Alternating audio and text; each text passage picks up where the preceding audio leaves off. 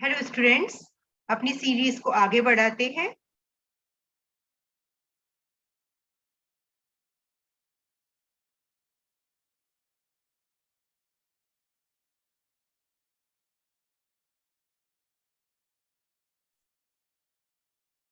तो next question है हमारा।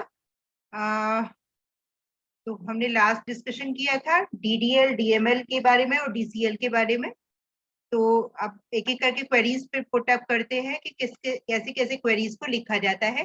तो क्रिएट क्वेरी कैसे लिखी जाती है? क्रिएट क्वेरी लिखी जाती है किसी भी टेबल को क्रिएट करने के लिए क्रिएट क्वेरी को लिखा जाता है। ठीक है, तो कैसे बनाते हैं? इसका सिंटेक्स क्या है? क्रिएट टेबल, टेबल का नाम, कॉलम का नाम, कौन सा डेटा टाइप रखना है उसका, फिर कॉलम 2 का नाम, कौन सा डेटा टाइप रखना है, जितने भी कॉलम्स रखने हो उसके अकॉर्डिंग आप जो भी टेबल बनानी हो। तो जैसे एक एग्जांपल के लिए यहाँ पे लिया है टीवीएल स्टूडेंट, इसमें पहला कॉलम लिया student ID, student name and worker 30, father name and worker, कई डेटा टाइप होता है एंड वर्कर, और 30 इसकी लेंथ है, एज न्यूमेरिक 3। तो 1 2 3 4 चार कॉलम लिए हैं।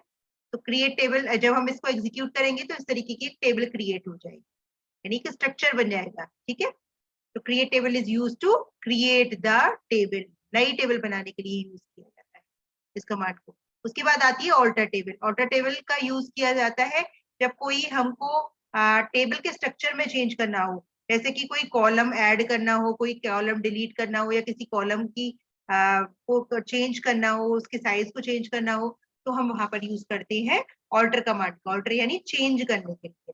तो ऑल्टर कमांड का सिंटेक्स क्या है? ऑल्टर टेबल, टेबल का नाम, अब ऐड करना है, अपडेट करना है, वो यहाँ पर लिखेंगे।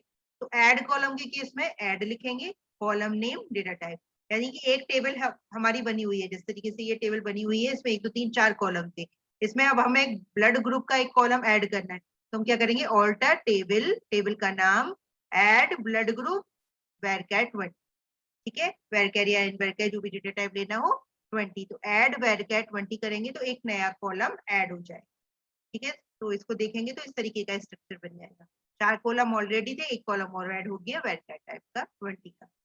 ठीक है, नेक्स्ट, अब हमें अगर सपोज ऑलरेडी टेबल है उसमें से एक कॉलम रिमूव करना है, तो रिमूव करने के लिए वही लिखेंगे ऑल्टर टेबल, टेबल का नाम, drop column name, column column column का नाम। ठीक है, तो ऑल्टर टेबल लिखेंगे। ठीक है, फिर टेबल का नाम लिखेंगे, फिर ड्रॉप कॉलम। अब हमें क्या करना है? कॉलम ड्रॉप करना है। कौन सा कॉलम ड्रॉप करना है? Blood group. ठीक है, तो जैसे ही इसको करेंगे alter table, drop column, blood group, तो ब्लड ग्रुप नाम का जो कॉलम है उसको रिमूव कर देंगे। ठीक है, अब मॉडिफाई यानी कोई टेबल के लेंथ को हमें चेंज करना है, इंक्रीज करना है, डिक्रीज करना है, तो मॉडिफाई भी कर सकते हैं हम कॉलम को। तो हम लिखेंगे टेबल को ऑल्टर टेबल, टेबल का नाम, ऑल्टर कॉलम, कौन सा कॉलम ऑल्टर करना है उसका नाम, और क्या करना है उसका डेटा टाइप। जैसे कि यहाँ पे देखिए कि हमने स्टूडेंट नेम को हमने ऑल्टर किया है एनवर्केयर 50 में, पहले इसकी लेंथ क्या थी? एनवर्केयर 30, तो इसको हमने 50 कर दिया। तो हम ये क्या करेंगे? ऑल्टर टेबल, टेबल का नाम, मॉडिफाई कॉलम, अब यहाँ पे ऑल्टर नहीं लिखते हैं, यहाँ पे मॉडिफाई लिखते हैं, इसका ध्यान रखिएगा। ऑल्टर टेबल, टेबल ऑल्टर कर रहे हैं, अब मॉडिफाई कॉलम, कॉलम को मॉडिफाई कर रहे हैं। कौन सी कॉलम को? स्टूडेंट नेम को, और उसका जो लेंथ है वो क्या कर दे रहे हैं हम? And varchar 50। ठीक है, तो इससे क्या होगा? अब इसकी जो लेंथ है स्टूडेंट नेम की वो 30 से 50 हो जाएगी। ठीक है, तो सेम वही स्ट्रक्चर रहेगा, बस इसकी लेंथ चेंज हो गई, 30 से 50 हो गई।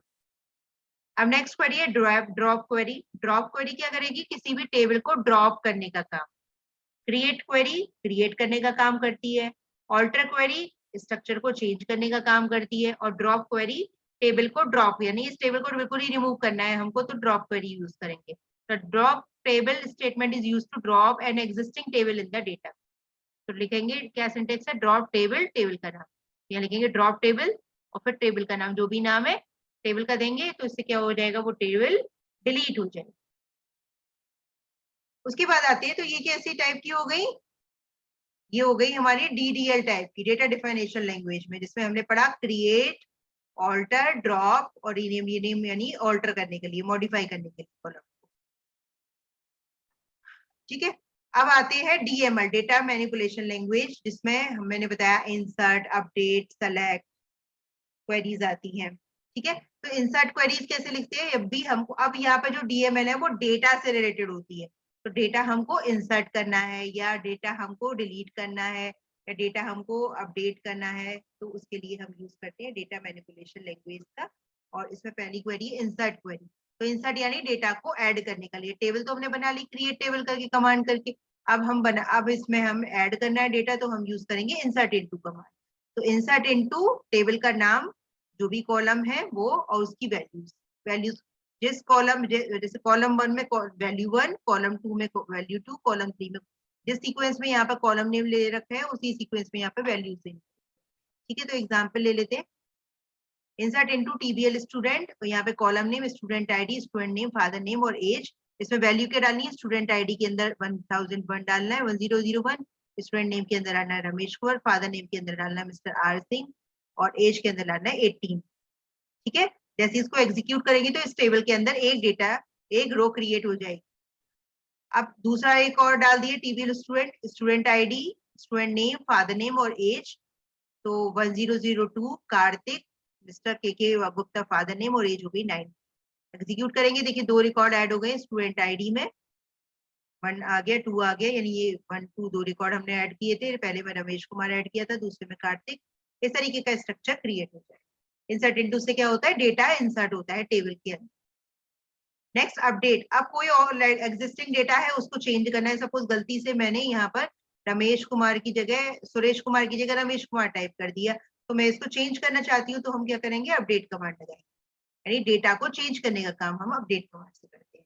तो update statement is used to modify the existing record in the table, जो ऑलरेडी पड़ा हुआ रिकॉर्ड है उसको चेंज करने का काम करता है हमारा अपडेट स्टेटमेंट। तो अपडेट टेबल का नाम, कौन सी टेबल पर हमें अपडेट करना है, set column 1 equals to value 1, column 2 equals to value 2, pair condition, कौन सी कंडीशन के अकॉर्डिंग हमें लगानी। ठीक है, तो अपडेट टीबीएल स्टूडेंट, एक ही टेबल अभी हमारे पास TBL student, set student name equals to Brajesh Kumar, Brajesh Kumar किया है, था क्या, रमेश कुमार था, रमेश कुमार को ब्रजेश कुमार करना चाह रहे हैं। तो हम कह रहे हैं update table, update TBL student, that student name equals to Brajesh Kumar, comma age equals to 17, where STUID equals to 1001। जहां पर STUID 1001 है वहां पर सेट के बाद क्या लिखा है हमने, स्टूडेंट नेम ब्रजेश कुमार हो जाए और एज 17 हो जाए। तो स्टूडेंट नेम ब्रजेश कुमार हो जाए और एज 17 हो जाए, पहले क्या थी, नेम रमेश कुमार था और एज 18 थी, तो हम कह रहे हैं इसकी जगह तो हो जाए ब्रजेश कुमार और एज हो जाए 17। तो जैसे ही हम अपडेट क्वेरी को एग्जीक्यूट करेंगे और इसको सेलेक्ट कमांड से सेलेक्ट करेंगे रिकॉर्ड को, तो ये दिखाई देगा कि यहाँ पर ये रमेश कुमार की जगह ब्रजेश कुमार हो। ठीक है, उसके बाद आता है नेक्स्ट डिलीट कमांड।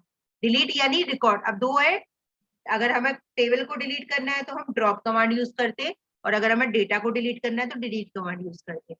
तो delete from table name where condition, कौन सा रिकॉर्ड डिलीट करना है वो वेयर कंडीशन पर डिपेंड करता है। हमने कहा डिलीट फ्रॉम टीबीएल स्टूडेंट, एक ही टेबल है हमारे पास TBL student, where STUID goes to 1002, वो डेटा रिमूव कर दे जहां पर स्टूडेंट आईडी 1002 है, यानी ये कार्तिक वाली डेटा आईडी को, रो को रिमूव करना है, तो ये रिमूव कर देगा इससे। डिलीट कमांड एग्जीक्यूट करते ही तो अब हमारी टेबल में क्या रह गया, एक ही रिकॉर्ड रह गया। ठीक है, तो ये थी। अब कुछ और क्वेरी मैंने बताई है आपको, जैसे इंसर्ट, अपडेट और डिलीट बता दी। अब आती है सेलेक्ट क्वेरी। सेलेक्ट क्वेरी का स्कोप थोड़ा ज्यादा है और सबसे ज्यादा यूज होती है, क्योंकि डेटा तो हमने इंसर्ट कर दिया, अब हमें सर्च करना है, डिफरेंट डिफरेंट क्वेरीज के अकॉर्डिंग हम डेटा को सेलेक्ट कर सकते हैं। तो हमने एक डेटा का यहाँ पर एक सेट बना दिया है, इसी को डेटा को यूज करते हुए हम आपको आगे एग्जाम्पल्स कराएंगे। तो इसको हम एक काम करते हैं, इसको ना दो पार्ट्स में कर लेते हैं स्क्रीन को।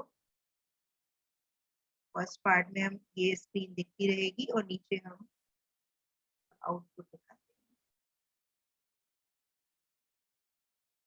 हैं।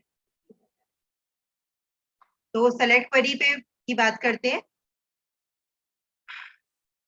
अब हमें कुछ कॉलम चाहिए, जैसे ये पूरा एक टेबल है, अब हमें इस सारे टेबल का रिकॉर्ड नहीं चाहिए, सपोज इसमें 10-20 कॉलम है, हमें को केवल 2 ही कॉलम चाहिए, तो हम क्या लिखेंगे, सेलेक्ट कॉलम नेम, जो भी इतने भी कॉलम हमको चाहिए हो वो लिखेंगे फ्रॉम टेबल। ठीक है, ये तो सिंटेक्स है।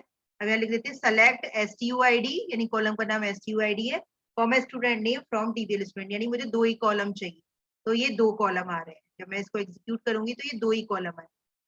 ठीक है, उसके बाद अगर हमें और सारे कॉलम चाहिए तो हम लिखेंगे सेलेक्ट स्टार, स्टार का मतलब सारे column, all column from TBL student, यानी इस टेबल से सारे रिकॉर्ड आ जाए। जब इसको रन करेंगे तो सारा रिकॉर्ड आ जाएगा, ठीक है। उसके बाद हम कहते हैं डिस्टिंक्ट, डिस्टिंक्ट यानी डिफरेंट रिकॉर्ड, कितने टाइप का रिकॉर्ड, डिफरेंट डिफरेंट रिकॉर्ड है, तो कौन से कॉलम का चाहिए, तो हमें डिफरेंट यानी यूनिक रिकॉर्ड कितना है, तो हम देखेंगे हमें चाहिए कि कितने कोर्सेज हैं, सपोज कितने कोर्स, कितने टाइप के कोर्स हमारे है रिकॉर्ड में, तो हम कहेंगे एक बीसीए, एक एमसीए और एक बीबीए, है ना, तीन ही है, तो तीन ही रिकॉर्ड, तीन ही कॉलम आने चाहिए, तीन रो आनी चाहिए, तो हम लिखेंगे सेलेक्ट डिस्टिंक्ट कोर्स, कौन सी कॉलम पे चाहिए हमें डिस्टिंक्ट यूनिक कोर्स पर, तो हम लिखेंगे select distinct course from table name, sorry table name है हमारी टीबीएल स्टूडेंट, ये लिखेंगे टीबीएल स्टूडेंट, टीबीएल स्टूडेंट, ठीक है। तो जब इसको रन करेंगे तो ये कॉलम आ जाएगा हमारा कोर्स, और यहाँ लिखा हुआ आएगा बीसीए एमसीए एमसीबी, तो जितने भी यूनिक होंगे फील्ड वो आ जाएंगे, डिस्टिंक्ट फील्ड, डिस्टिंक्ट कॉलम हमारे रन होकर आ जाए। अब आती है वेयर क्वेरी।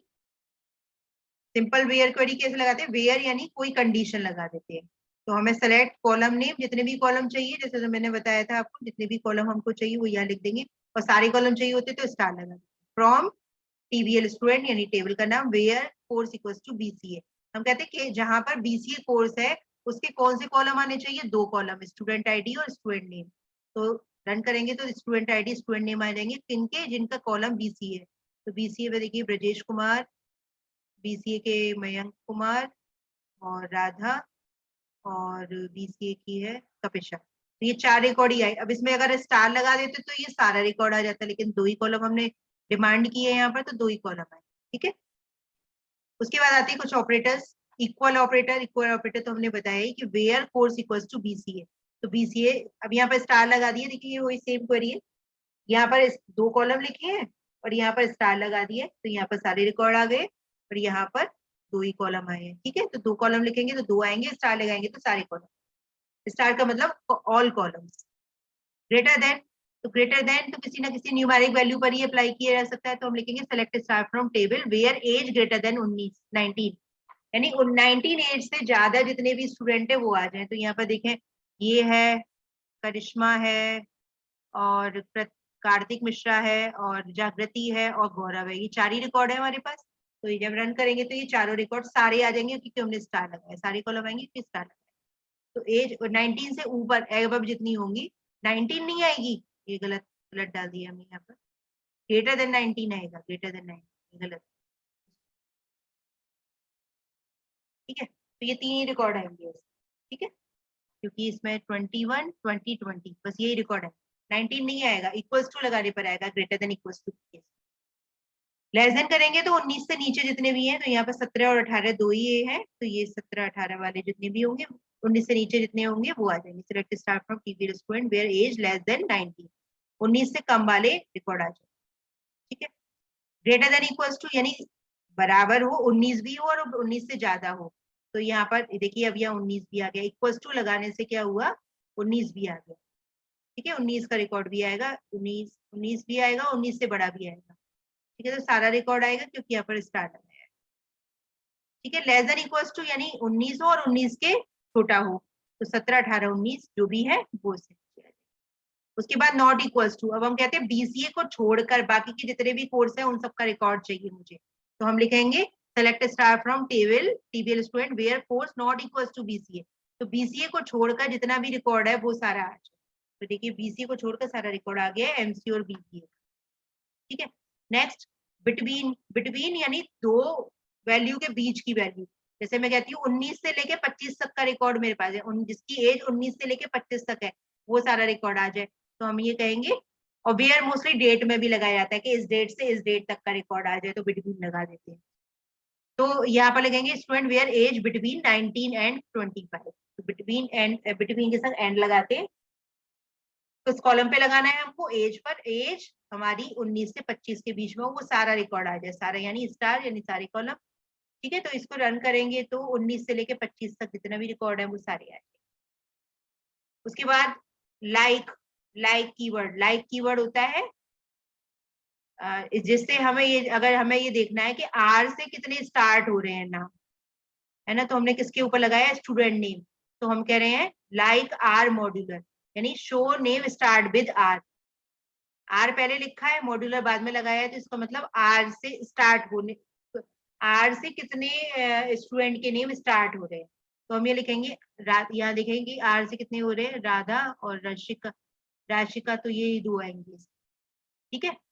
अगर हम अभी ये देखना चाहें कि लास्ट, इस वर्ड के लास्ट में ये शब्द हो, तो हमने कहा इसमें अभी लाइक मॉड्यूलर पहले लगा दिया, ए बाद में लगाया, यानी ए से जितने भी क्लोज हो, तो हम कह रहे हैं select star from TBL student where student name like A modular sign, यानी ए जिसके ऐसे स्टूडेंट के नेम जिनका लास्ट में ए आ रहा हो, लास्ट में आ रहा हो, लास्ट में, ठीक है, मॉड्यूलर का साइन लाइन लास्ट में लगा हुआ है ना, तो लास्ट में ए,